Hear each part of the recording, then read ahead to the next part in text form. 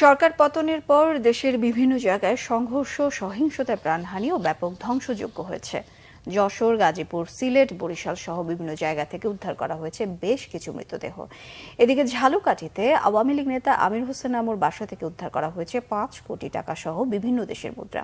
প্রতিনিধিদের পাঠানো তথ্যছবিতে desk report. যশোরে জেলা আওয়ামী লীগের সাধারণ সম্পাদক শাহীন চাকলাদারের মালিকানাধীন 5 তারকা হোটেল জাবির ইন্টারন্যাশনাল, তার বাড়ি ও প্রেসে আগুন ধরিয়ে দেওয়া হয়। হোটেল জাবির ইন্টারন্যাশনাল থেকে 20 জনের মরদেহ উদ্ধার করা হয়। এর মধ্যে 4 জন আন্দোলনকারীও রয়েছে। ঝালকাঠি 2 আসনের সংসদ সদস্য আমির হোসেন আমর ঝালকাঠির বাসভবনে বিক্ষুব্ধ জনতা আগুন দিয়েছে। আগুন নেভাতে গিয়ে ফায়ার সার্ভিস কর্মীরা বস্তা ও ব্যাগ ভর্তি টাকা ও বিদেশি মুদ্রা দেখে সেনাবাহিনী ও পুলিশকে খবর দিলে তারা বিদেশি মুদ্রা সহ প্রায় 5 কোটি টাকা উদ্ধার করে। এর মধ্যে 2.25 কোটি টাকার মতো আংশিক পুড়ে গেছে। মেহেরপুরে জনপ্রশাসন মন্ত্রী ফরহাদ হোসেনের বাড়ি ভাঙচুর করে অগ্নিসংযোগ করা হয়েছে। এর আগে জেলা আওয়ামী লীগের অফিস ভাঙচুর করে সেখানে আগুন দেওয়া হয়। একই সময় মেহেরপুর কমিউনিটি সেন্টারের সামনের একটি সুপার শপ ভেঙে লুটপাট করা হয় মালামাল। বরিশালে মহানগর আওয়ামী লীগের সাধারণ সম্পাদক সেরনিয়াবাদ সাদিক আবদুল্লাহর বাসায় আগুন দেওয়া হয়। উদ্ধার করা হয় 3 জনের মরদেহ। চুয়াডাঙ্গা জেলা আওয়ামী লীগের দলীয় কার্যালয়ে ভাঙচুর ও অগ্নিসংযোগ করা হয়।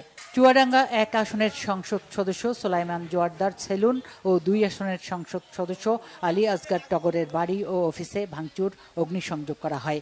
এদিকে শহরের হাসপাতাল সড়কে যুবলীগ নেতা আরিফিন আলম রঞ্জুর বাড়িতে আগুন ধরিয়ে দেওয়া হয়। এতে 4 যুবক নিহত হয়। চট্টগ্রামেও বিভিন্ন থানা, আওয়ামী লীগ কার্যালয় ও আওয়ামী লীগ নেতাদের বাসায় হামলা চালায় দুর্বৃত্তরা। সোমবার বিকালে মহানগরীর দামপাড়া পুলিশ লাইনে ভাঙচুর চালাতে গেলে পুলিশের সাথে হামলাকারীদের সংঘর্ষ হয়। এছাড়া মহানগরীর পাহাড়তলী, পতেঙ্গাসহ কয়েকটি থানায় ভাঙচুর চালায় দুর্বৃত্তরা। নাটোর সদর আসনের সাবেক সংসদ সদস্য শফিকুল ইসলাম শিমুলের পুড়ে যাওয়া বাসভবন থেকে 2টি মরদেহ উদ্ধার করা হয়েছে।